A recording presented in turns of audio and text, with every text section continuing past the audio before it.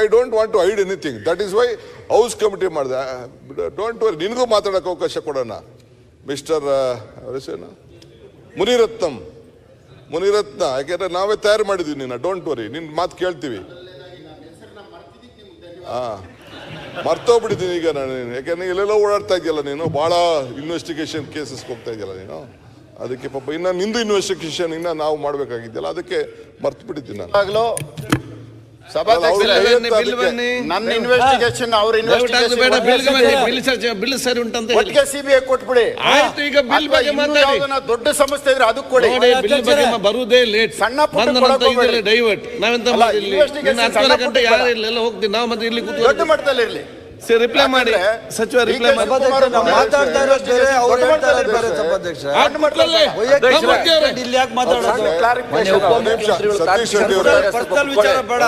ಸತೀಶ್ ರೆಡ್ಡಿ ಅವರೇ, ನೀವು ರಾಮಮೂರ್ತಿ ಕೂತ್ಕೊಳ್ಳಪ್ಪ ಒಂದ್ ನಿಮಿಷ ಪ್ಲೀಸ್, ಒಂದ್ ನಿಮಿಷ ಕೂತ್ಕೋ.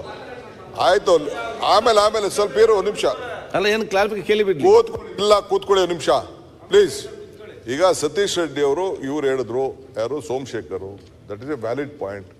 ಈಗ ಡಿಸ್ಟರ್ಬ್ ಮಾಡೋದು ಬೇಡ. ಈ ಎಲೆಕ್ಷನ್ಸ್ ಏನು ಪ್ರೊಸೀಜರ್ ಇದೆ, ಕೋರ್ಟ್ ಎಲ್ಲ ಡೈರೆಕ್ಷನ್ ಕೊಟ್ಟಿದೆ, ಗೈಡ್ಲೈನ್ಸ್ ಕೊಟ್ಬಿಟ್ಟಿದೆ ಕೋರ್ಟ್, ಯಾವತ್ತು ಏನೇನು ಮಾಡಬೇಕು ಅಂತ. ನಮ್ಗೆ ಈಗಾಗಲೇ ನಾವು ಕೂಡ 18ನೇ ತಾರೀಕು, 18 ಆಗೋಯ್ತಾ, 18/8/22 last date of objections, 25/8 finalisation of governor ಕಳ್ಸೋಕ್ಕೆ, 2/9 ಫೈನಲ್ ನೋಟಿಫಿಕೇಶನ್ ಆಗ್ತದೆ. ಅದಾದಮೇಲೆ ಏನೇನು ಬೇಕೋ ಅದಕ್ಕೆಲ್ಲ ರಿಸರ್ವೇಷನ್ಸು ಮತ್ತೊಂದೆಲ್ಲ